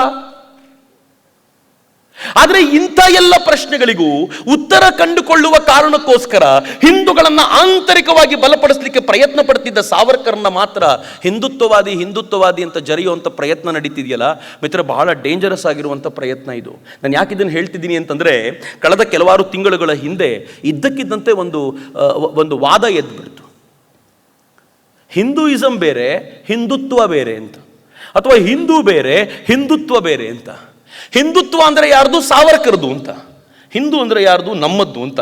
ಯಾರು ಸೆಕ್ಯುಲರ್ಗಳೋ, ಯಾರು ಹಿಂದೂಗಳನ್ನು ಬೈದು ಇತರೆ ಮತೀಯರನ್ನ ಹೊಗಳಿ ಅಟ್ಟಕ್ಕೇರಿಸ್ತಾರೋ ಅವರೆಲ್ಲರೂ ಹಿಂದೂಗಳು. ಯಾರು ಹಿಂದೂಗಳು ಬಲವಾಗಬೇಕು ಅಂತ ಹೇಳಿಕೊಂಡು ಹಿಂದೂಗಳನ್ನು ಒಗ್ಗಟ್ಟು ಮಾಡೋ ಪ್ರಯತ್ನ ಮಾಡ್ತಾರೋ ಅವರೆಲ್ಲರೂ ಹಿಂದುತ್ವವಾದಿಗಳು ಅಂತ. ಇದು ಇಲ್ಲಿ ಶುರುವಾಯಿತು ಅಂತ ನಾವು ಅನ್ಕೊಂಡ್ರೆ ಇಲ್ಲಿ ಶುರುವಾಗಿದ್ದಲ್ಲ. ಜಗತ್ತಿನ ಯಾವುದೋ ಮೂಲೆಯಲ್ಲಿ ಈ ದೇಶವನ್ನು ಛಿದ್ರಗೊಳಿಸಲಿಕ್ಕೆ ಬೇಕಾಗಿರುವಂತ ವ್ಯವಸ್ಥೆ ರೂಪುಗೊಳ್ತಿತ್ತಲ್ಲ, ಅದಕ್ಕೆ ಸರಿಯಾಗಿ ಈ ದೇಶದಲ್ಲಿ ಕೆಲವರು ಅವರು ಆಡಿಸಿರುವಂತ ಗೊಂಬೆಗಳಾಗಿ ಕುಣಿತಿದ್ರು ಅಷ್ಟೇ. ಯಾಕೆಂದ್ರೆ ಇಲ್ಲಿ ಹಿಂದೂ ಮತ್ತು ಹಿಂದುತ್ವದ ಚರ್ಚೆಯಾದ ಕೆಲವೇ ದಿನಗಳಲ್ಲಿ ಪಶ್ಚಿಮದಲ್ಲಿ ಡಿಸ್ಮ್ಯಾಂಟ್ಲಿಂಗ್ ಹಿಂದುತ್ವ ಅನ್ನುವಂಥ ಒಂದು ದೊಡ್ಡ ಕಾನ್ಫರೆನ್ಸೇ ನಡೀತು. ಆ ಡಿಸ್ಮ್ಯಾಂಟ್ಲಿಂಗ್ ಹಿಂದುತ್ವದ ಕರಪತ್ರ ನೀವು ನೋಡಬೇಕು. ಕರಪತ್ರ ಹೆಂಗಿತ್ತು ಗೊತ್ತೇನು? RSSನ ಚಡ್ಡಿ ಹಾಕೊಂಡಂತ ವ್ಯಕ್ತಿಗಳು ನಿಂತಿದ್ದಾರೆ, ಅವರೆಲ್ಲರೂ ಮೊಳೆಗಳಾಗಿದ್ದಾರೆ. ಒಂದು ಸುತ್ತಿಗೆ ಆ ಮೊಳೆಗಳನ್ನು ಕಿತ್ತು ಬಿಸಾಕ್ತಿದೆ. ಡಿಸ್ಮ್ಯಾಂಟ್ಲಿಂಗ್ ಅಂತಂದ್ರೆ ಇದು ಅಂತ. ಈ ದೇಶದಲ್ಲಿ ಹಿಂದೂಗಳ ಚಿಂತನೆಯನ್ನು ನಾಶ ಮಾಡಬೇಕು, ಧ್ವಂಸಗೊಳಿಸಬೇಕು ಅನ್ನೋಂಥ ಪ್ರಯತ್ನ. ಅಂದರೆ ಇಲ್ಲಿ ಯಾವ ಹಿಂದುತ್ವದ ಚರ್ಚೆಯನ್ನು ಇವರು ಆರಂಭ ಮಾಡಿದ್ರೋ ಇದು ಇವರದ್ದಲ್ಲ. ಯಾರೋ ಕುಳಿತವರು ಇಲ್ಲಿ ಚರ್ಚೆ ಆರಂಭ ಮಾಡಬೇಕು ಅಂತ ಇವ್ರಿಗೆ ಹೇಳ್ತಾರಲ್ಲ, ಆ ಚರ್ಚೆ ತಂತಾನೆ ನಡೆಯುತ್ತೆ ಅನ್ನೋದೇ ದುರಂತ ಮಿತ್ರರೇ. ಎಲ್ಲಿವರೆಗೂ ಇವತ್ತು ನಡೀತಿದೆ ಭಾರತದಲ್ಲಿ ಅಂತಂದ್ರೆ ನಮಗೆ ಅರಿವಿಲ್ಲದಂತೆ ನಾವೆಲ್ಲ ಸೂತ್ರದ ಬೊಂಬೆಗಳಾಗಿ ಆಡುವಂಥ ಅನೇಕರನ್ನ ಕಣ್ಣೆದುರಿಗೆ ನೋಡ್ತಾ ಇದ್ದೀವಿ. ದಾವೋಸ್ನಲ್ಲಿ ಒಂದು ವರ್ಲ್ಡ್ ಎಕನಾಮಿಕ್ ಫೋರಂನ ಕಾರ್ಯಕ್ರಮ ನಡೆಯುವಾಗ ಸೋರೋಸ್ ಅನ್ನುವಂಥ ಸೋಕಾಲ್ಡ್ ಫಿಲಾಂಥ್ರಪಿಸ್ಟ್ ಒಬ್ಬ ಅಲ್ಲಿ ಸ್ಪಷ್ಟವಾಗಿ ಹೇಳ್ತಾನೆ, ಜಗತ್ನಲ್ಲಿ ಎಲ್ಲೆಲ್ಲಿ ನ್ಯಾಷನಲಿಸ್ಟ್ ಗೌರ್ಮೆಂಟ್ಗಳಿದೆಯೋ ಆ ಎಲ್ಲ ನ್ಯಾಷನಲಿಸ್ಟ್ ಗೌರ್ಮೆಂಟ್ಗಳನ್ನ ಕಿತ್ತು ಎಸೆಯೋದೇ ನನ್ನ ಗುರಿ. ಭಾರತದಲ್ಲಿ ಇಂಥ ಒಬ್ಬ ನ್ಯಾಷನಲಿಸ್ಟ್ ಪ್ರಧಾನಮಂತ್ರಿಯನ್ನ ಕಿತ್ತೊಗೆಯಲಿಕ್ಕೆ $1 ಬಿಲಿಯನ್ ಇನ್ವೆಸ್ಟ್ ಮಾಡ್ತೀನಿ ಅಂತಾನೆ. $1 ಬಿಲಿಯನ್. ಅಷ್ಟು ದೊಡ್ಡ ಮೊತ್ತವನ್ನು ಭಾರತದಲ್ಲಿ ಇನ್ವೆಸ್ಟ್ ಮಾಡೋದು ಯಾಕೆ ಅಂತಂದ್ರೆ ಈ ದೇಶ ಏನು ಸ್ವಾಭಿಮಾನದಿಂದ ಬೆಳೆದು ನಿಲ್ತಾ ಇದೆಯಲ್ಲ, ಈ ದೇಶವನ್ನು ಧ್ವಂಸಗೊಳಿಸಬೇಕು ಅನ್ನುವಂಥ ಪ್ರಯತ್ನ ಅಲ್ಲದೆ ಮತ್ತೇನೂ ಅಲ್ಲ. ಕಳೆದ 75 ವರ್ಷಗಳಲ್ಲಿ ಸ್ವಾತಂತ್ರ್ಯ ನಂತರ ಏನನ್ನು ನಾವು ಕಾಣ್ಲಿಕ್ಕೆ ಸಾಧ್ಯವಾಗಿರ್ಲಿಲ್ವೋ ಇವತ್ತು ಭಾರತ ಅದನ್ನು ಮುಟ್ತಾ ಇದೆಯಲ್ಲ, ಅದು ನೋಡ್ಲಿಕ್ಕೆ ಸಾಧ್ಯ ಆಗ್ತಿಲ್ಲ. ಜಗತ್ತೆಲ್ಲ ಹೇಳ್ತು ಭಾರತದ ಒಟ್ಟಾರೆ GDP ಗ್ರೋತ್ 5% ದಾಟ್ಲಿಕ್ಕಿಲ್ಲ ಅಂತ. ಸ್ವತಃ ರಘುರಾಮ್ ರಾಜನ್ ಹೇಳಿದ್ರು, RRR ಅವ್ರು ಹೇಳಿದ್ರು ಯಾವ ಕಾರಣಕ್ಕೂ ಈ ದೇಶದ GDP ಅಷ್ಟು ಕ್ರಾಸ್ ಮಾಡಲ್ಲ ಅಂತ. ಮೊನ್ನೆ ರಿಪೋರ್ಟ್ ಬಂದಿದೆ 7.2% ನಾವು ಕ್ರಾಸ್ ಮಾಡಿದೀವಿ. ಸಹಿಸ್ಕೊಳ್ಳಿಕ್ಕೆ ಆಗ್ತಿಲ್ಲ ಇವರಿಗೆ. ಜಗತ್ತಿನ 5ನೇ ದೊಡ್ಡ ಎಕಾನಮಿ ಭಾರತ ಆಗಿದೆ. ಇನ್ನು ಕೆಲವೇ ವರ್ಷಗಳಲ್ಲಿ ಭಾರತ ಜಗತ್ತಿನ 3ನೇ ದೊಡ್ಡ ಎಕಾನಮಿ ಆಗುತ್ತೆ. ಅಮೆರಿಕ ಮತ್ತು ಚೀನಾ ಬಿಟ್ಟ ನಂತರ ಜಗತ್ತಿನ ದೊಡ್ಡ ಎಕಾನಮಿಯಾಗಿ ನಾವು ನಿಲ್ತೀವಿ. ಯಾವ ದೇಶ ಜಗತ್ತಿನಿಂದ ಆಯಿಲ್ ಅನ್ನ ಇಂಪೋರ್ಟ್ ಮಾಡ್ಕೊಳ್ತಾ ಇತ್ತೋ ಇವತ್ತು ಅದೇ ದೇಶ ರಷ್ಯಾದಿಂದ ಕ್ರೂಡ್ ಆಯಿಲ್ ನ ತಗೊಂಡು ಬಂದು ರಿಫೈನ್ ಮಾಡಿ ಯುರೋಪಿಯನ್ ಯೂನಿಯನ್ಗೆ ಎಕ್ಸ್ಪೋರ್ಟ್ ಮಾಡುವಂತ ಮಟ್ಟಕ್ಕೆ ಬಂದಿದೆಯಲ್ಲ, ಇದು ಹೊಸ ಭಾರತ. ಈ ಹೊಸ ಭಾರತವನ್ನು ಸಹಿಸಿಕೊಳ್ಳಿಕ್ಕೆ ಸಾಧ್ಯ ಆಗ್ತಿಲ್ಲ. ಈ ಹೊಸ ಭಾರತ ಹೆಂಗಿದೆ ಅಂತಂದ್ರೆ ಜಗತ್ತೆಲ್ಲ ಈ ದೇಶ ಲೀಡ್ ಮಾಡಲಿ ಅಂತ ಕೇಳ್ಕೊಳ್ಳೋ ಮಟ್ಟದಲ್ಲಿದ್ದಾರೆ. ನಾನು ಸುಮ್ಮನೆ ಹೇಳ್ತಿಲ್ಲ, ಗಾಳಿಯಲ್ಲಿ ಗುಂಡು ಹೊಡಿತಾ ಇಲ್ಲ ಮಿತ್ರ. ಇತ್ತೀಚೆಗೆ G20 ಸಭೆಗಳು ನಡೀತಾ ಇವೆ. ಕಳೆದ ಅನೇಕ ತಿಂಗಳುಗಳಿಂದ ನಡೀತಾ ಇದೆ, ಇನ್ನೂ ಕೆಲವು ತಿಂಗಳುಗಳ ಕಾಲ ನಡೆಯುತ್ತೆ. G20 ಸಭೆ ನಮ್ಗೆಲ್ರಿಗೂ ಗೊತ್ತಿದೆ, ಜಗತ್ತಿನ 20 ಪ್ರಮುಖ ರಾಷ್ಟ್ರಗಳು ಬರ್ತವೆ ಅಂತ. ಆದರೆ ಈ ದೇಶದ ಪ್ರಧಾನಿ ಒಂದು ಅದ್ಭುತವಾದ ಕೆಲಸವನ್ನು ಮಾಡಿದರು. ನಾನು ನೀವು ಜೀವಮಾನದಲ್ಲಿ ಊಹಿಸ್ಲಿಕ್ಕೆ ಸಾಧ್ಯವಿಲ್ಲದ ಸಂಗತಿ. ಏನು ಮಾಡಿದ್ರು ಗೊತ್ತೇನು? ಗ್ಲೋಬಲ್ ಸೌತ್ ಕಂಟ್ರೀಸ್ ಅನ್ನ ಕರ್ಕೊಂಡು ಬಂದು ಗ್ಲೋಬಲ್ ಸೌತ್ ಮೀಟ್ ಮಾಡಿದ್ರು. ಗ್ಲೋಬಲ್ ಸೌತ್ ಮೀಟ್ ಅಂದಾಗಲೇ ನಾನು ಪೂರ್ತಿ ಅಧ್ಯಯನ ಮಾಡಿದ್ದು ಯಾಕೆ ಗ್ಲೋಬಲ್ ಸೌತ್ ಮೀಟು ಅಂತ. ನೀವು ಗ್ಲೋಬನ್ ಹಿಡ್ಕೊಂಡ್ರೆ ಆ ಗ್ಲೋಬಿನ ದಕ್ಷಿಣ ಭಾಗದಲ್ಲಿ ಯಾವ್ಯಾವ ರಾಷ್ಟ್ರಗಳಿವೆಯೋ ಆ ರಾಷ್ಟ್ರಗಳು ಬಡ ಹಿಂದುಳಿದ ರಾಷ್ಟ್ರಗಳು, ಮುಂದುವರಿತಾ ಇರುವಂತಹ ರಾಷ್ಟ್ರಗಳು. ಉತ್ತರ ಭಾಗದಲ್ಲಿ ಯಾವ್ಯಾವ ಬಹುತೇಕ ರಾಷ್ಟ್ರಗಳು ಮುಂದುವರೆದಿರುವಂಥ ರಾಷ್ಟ್ರಗಳು. ನೀವು ನೋಡಿದರೆ ಗೊತ್ತಾಗತ್ತೆ. ನರೇಂದ್ರ ಮೋದಿ ಆ ಅಷ್ಟೂ ರಾಷ್ಟ್ರಗಳನ್ನು ಸೇರಿಸ್ಕೊಂಡು, ಕೆಲವು ರಾಷ್ಟ್ರಗಳನ್ನೆಲ್ಲ ಮುಂದಿಟ್ಕೊಂಡು, ನಿಮ್ಮ ಯಾವ್ಯಾವ ಸಮಸ್ಯೆಗಳಿದೆಯೋ ಅದಕ್ಕೆ ದನಿಯಾಗಿ ನಾನು G20ಯಲ್ಲಿ ನಿಂತಿರ್ತೀನಿ, ಗ್ಲೋಬಲ್ ಸೌತ್ಗೆ ನಾನು ಲೀಡರ್ಶಿಪ್ ಕೊಡ್ತೀನಿ G20ಯಲ್ಲಿ ಅಂತ ಹೇಳಿದ್ರಲ್ಲ. ನಾವು ಬರೀ ಭಾರತದ ಬಡತನಕ್ಕಷ್ಟೇ ಇವತ್ತು ವಾಯ್ಸ್ ಅಲ್ಲ, ಜಗತ್ತಿನ ಬಡತನಕ್ಕೆ ಭಾರತ ಒಂದು ವಾಯ್ಸ್. ಹೀಗಾಗಿ ಭಾರತವನ್ನ ಪಕ್ಕಕ್ಕಿಟ್ಟು ಜಗತ್ತಿನ ಯಾವ ರಾಷ್ಟ್ರವು ತನ್ನ ಸ್ವಾಸ್ಥ್ಯವನ್ನ ಆಲೋಚನೆ ಮಾಡಲಿಕ್ಕೆ ಸಾಧ್ಯವಿಲ್ಲ. ಹೆಂಗೆ ಸಹಿಸಿಕೊಳ್ಳಿಕ್ಕೆ ಸಾಧ್ಯ ಇದನ್ನ? ಅಮೆರಿಕ ಸಹಿಸುತ್ತೆ ಅನ್ಕೊಂಡಿದ್ದೀರೇನು? ಇದನ್ನ ಸಹಿಸ್ಕೊಳ್ಳಿಕ್ಕೆ ಆಗ್ತಿಲ್ಲ. ನಂಗೆ ಭಾಳ ಬೇಜಾರು, ಅಮೆರಿಕ ಸಹಿಸ್ಕೊಳ್ಳಿಕ್ಕೆ ಆಗ್ತಿಲ್ಲ ಅಂತಿಲ್ಲ, ಭಾರತದಲ್ಲಿರೋ ಕೆಲವರಿಗೆ ಸಹಿಸ್ಕೊಳ್ಳಿಕ್ಕೆ ಆಗಲ್ಲ ಅಂದರೆ ಏನು ಹೇಳದ್ರಿ? America ಸಹಿಸ್ಕೊಳ್ಳಲ್ಲ, agri. ಆದರೆ ನನ್ನ ದೇಶದಲ್ಲಿರುವಂಥ ಅನೇಕರಿಗೆ ಸಹಿಸ್ಕೊಳ್ಳಿಕ್ಕಾಗಲ್ಲ. ಹೇಗಾದರೂ ಮಾಡಿ ಭಾರತ ಹಳೆಯ ರಾಷ್ಟ್ರವಾಗ್ಬಿಡ್ಲಿ, ಅದೇ ರೀತಿ ಜಗತ್ತಿನ ಮುಂದೆ ಥರ್ಡ್ ವರ್ಲ್ಡ್ ಕಂಟ್ರಿ ಅಂತ ಕರೆಸ್ಕೊಂಡು ಬೇಡುವ ಸ್ಥಿತಿಗೆ ನಿಂತಿರಲಿ ಅಂತ ಹೇಳುವಂಥ ಒಂದು ವಾತಾವರಣ ರೂಪಿಸಬೇಕು ಅನ್ನೋ ಪ್ರಯತ್ನ ಮಾಡ್ತಾರಲ್ಲ ಮಿತ್ರರೆ, ಇದನ್ನು ಸಮರ್ಥವಾಗಿ ಎದುರಿಸಿ ನಿಲ್ಲುವ ಶಕ್ತಿಯನ್ನು ಯಾರು ಕೊಡ್ತಾರೆ ಅಂದರೆ ಸಾವರ್ಕರ್ ಕೊಡ್ತಾರೆ. ಸಾವರ್ಕರ್ರ ಹಿಂದುತ್ವ ಅಂದಾಗ ಯಾವ ಹಿಂದುತ್ವ ಗೊತ್ತೇನು? ಸಾವರ್ಕರ್ರ ಹಿಂದುತ್ವ ಅಂತಂದಾಗ ಜಾತಿ ಮತ ಭೇದಗಳನ್ನು ಮರೆತ ಹಿಂದುತ್ವ. ಸಾವರ್ಕರ್ ತಾವೊಂದು ಮಂದಿರವನ್ನು ಕಟ್ಟಿಸ್ತಾರೆ. ಒಂದು ಮಂದಿರಕ್ಕೆ, ನಾಸಿಕ್ನ ಒಂದು ಮಂದಿರಕ್ಕೆ ದಲಿತರಿಗೆ ಪ್ರವೇಶ ಇಲ್ಲ ಅಂತ ಗೊತ್ತಾದಾಗ ತಾವೇ ಖುದ್ದು ಕೂತು ಮೇಲ್ವರ್ಗದವರೊಂದಿಗೆ ವಾದ ಚರ್ಚೆ ಮಾಡಿ, ನಿಮ್ಮ ಯಾವ ಶಾಸ್ತ್ರ ಗ್ರಂಥಗಳಲ್ಲಿ ದಲಿತರನ್ನ ಸೇರಿಸಬಾರದು ಅಂತಿದೆ ತೋರಿಸಿ ಅಂತ ಅವರೆಲ್ಲರೂ ಸೋತಾಗ ಮಹಾರ್ ಜನರನ್ನ ತನ್ನ ಜೊತೆಗೆ ದೇವಸ್ಥಾನಕ್ಕೆ ಕರ್ಕೊಂಡು ಹೋದವರು ಸಾವರ್ಕರ್ ರೀ. ಬದಲಾವಣೆಯ ಹರಿಕಾರ ಆ ಮನುಷ್ಯ ಬರೀ ಮಾತಾಡ್ತಾ ಉಳಿಲಿಲ್ಲ. ಇದೇ ಸಾವರ್ಕರ್ ತಾವೊಂದು ಹೋಟೆಲ್ನ ಕಟ್ತಾರೆ. ಆ ಹೋಟೆಲ್ ಹೆಂಗೆ ಗೊತ್ತೇನು? ಆ ಹೋಟೆಲ್ನಲ್ಲಿ ಅಡಿಗೆ ಮಾಡೋರು, ಸಪ್ಲೈ ಮಾಡೋರು ಎಲ್ಲ ಸೋಕಾಲ್ಡ್ ಕೆಳಜಾತಿಯವರು. ಸಾವರ್ಕರ್ ಚಿತ್ಪಾವನ ಬ್ರಾಹ್ಮಣ ಕುಲಕ್ಕೆ ಸೇರಿದವರು. ಅವ್ರು ಕೂತ್ಕೊಂಡು ತಿಂಡಿ ತಿನ್ನಬೇಕು. ಯಾರಾದರೂ ಸಾವರ್ಕರ್ನ ಭೇಟಿ ಮಾಡಬೇಕು ಅಂತಂದ್ರೆ ಸಾವರ್ಕರ್ ಎಲ್ಲಿಗೆ ಅಪಾಯಿಂಟ್ಮೆಂಟ್ ಕೊಡ್ತಿದ್ರು ಗೊತ್ತಾ? ಹೋಟ್ಲಿಗೆ ಬನ್ನಿ ಅಂತ. ಮೇಲ್ವರ್ಗದ ವ್ಯಕ್ತಿಯೊಬ್ಬ ಸಾವರ್ಕರ್ನ ಭೇಟಿ ಮಾಡಲಿಕ್ಕೆ ಹೋಟ್ಲಿಗೆ ಬರ್ತಾನೆ. ಸಾವರ್ಕರ್ ಅವನ ಜೊತೆ ಟೀ ಕುಡಿತಾರೆ. ಬರೀ ಕುಡಿಯೋದಷ್ಟೇ ಅಲ್ಲ, ಈ ಸುದ್ದಿ ಎಲ್ರಿಗೂ ಗೊತ್ತಾಗುವಂತೆ ಮಾಡ್ತಾರೆ. ಆ ಮೇಲ್ವರ್ಗದವನ ಕತೆ ಏನಾಗಬೇಡ. ಆಮೇಲೆ ಅವನು ಒಂದೋ ಒಪ್ಕೋಬೇಕು ಎಲ್ಲರೂ ಸಮಾನ ಅಂತ, ಅಥವಾ ಸಾವರ್ಕರ್ನ ಭೇಟಿ ಮಾಡದೇ ಇರಬೇಕು. ಸಾವರ್ಕರ್ ಉದ್ದೇಶ ನೀನು ಭೇಟಿ ಮಾಡದೆ ಹೋದರೆ ಅಷ್ಟೇ ಹೋಯ್ತು, ಹಿಂದೂಗಳಾದವರು ಎಲ್ಲರೂ ಸಮಾನರು ಅಂತ ಹೇಳುವಂಥ ಈ ಛಾತಿ ಇತ್ತಲ್ಲ, ಇದು ಸಾವರ್ಕರ್ರಿಗಿತ್ತು. ಸಾವರ್ಕರ್ ಈ ದೃಷ್ಟಿಯಿಂದ ತುಂಬಾ ಅಪರೂಪದ ವ್ಯಕ್ತಿ. ನಾವು ಸಾವರ್ಕರ್ನ ಅರಿತುಕೊಂಡಿದ್ದು, ಸಾವರ್ಕರ್ನ ಜೀರ್ಣಿಸಿಕೊಂಡಿದ್ದಿದೆಯಲ್ಲ 1% ಕೂಡ ಇಲ್ಲ. ಸಾವರ್ಕರ್ ನಮ್ಮ ಯಾವ ಕಲ್ಪನೆ ಇದೆಯೋ ಅದನ್ನೆಲ್ಲವನ್ನೂ ಮೀರಿದವರು.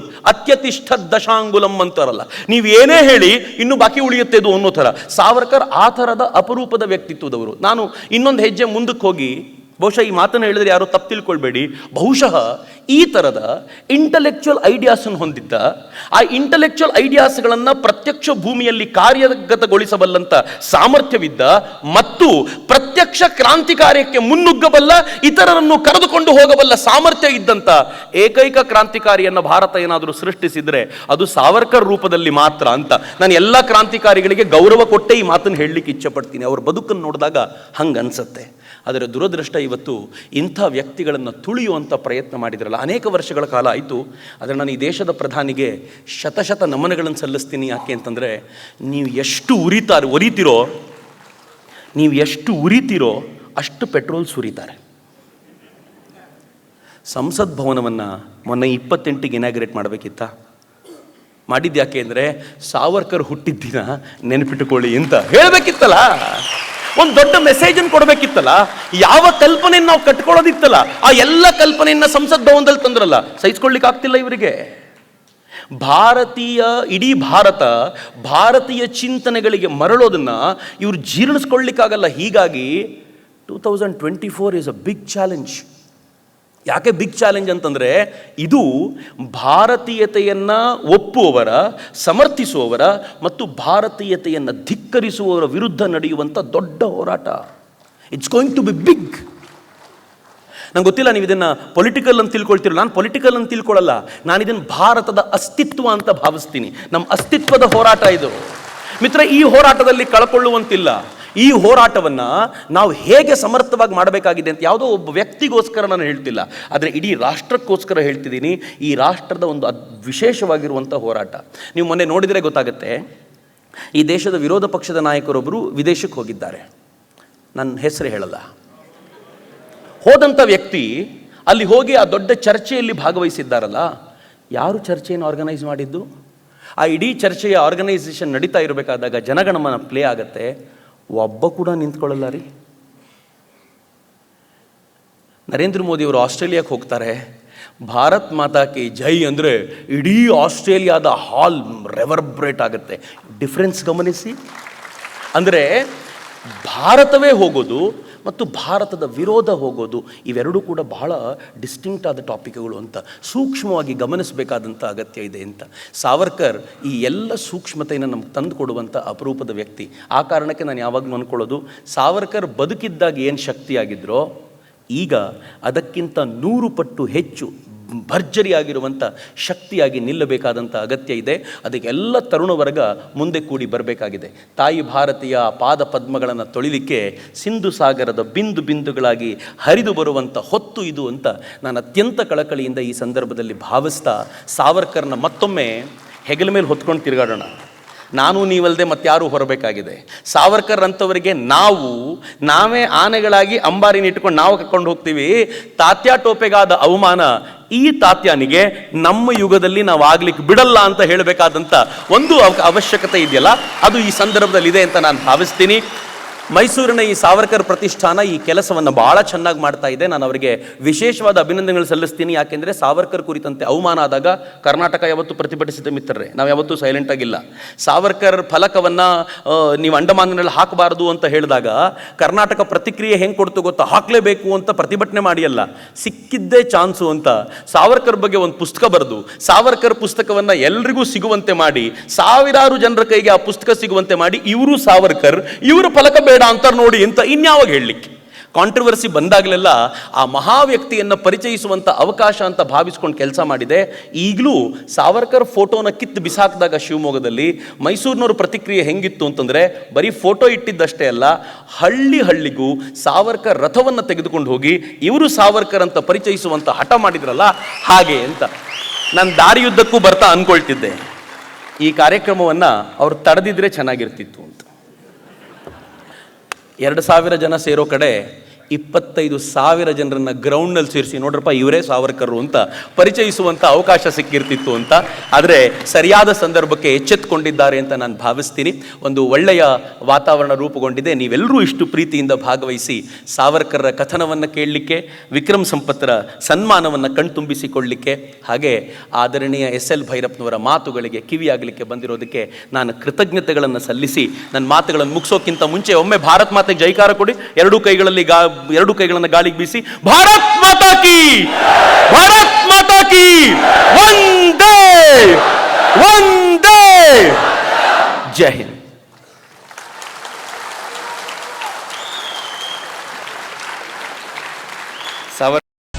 ನಿಖರ ಸುದ್ದಿ, ಸದಭಿರುಚಿಯ ಕಾರ್ಯಕ್ರಮ. ನೀವು ನೋಡ್ತಾ ಇದ್ದೀರಾ ಕಹಳೆ ನ್ಯೂಸ್, ಸಮಾಜದ ಜಾಗೃತಿಗಾಗಿ ವಸ್ತುನಿಷ್ಠ ವರದಿ.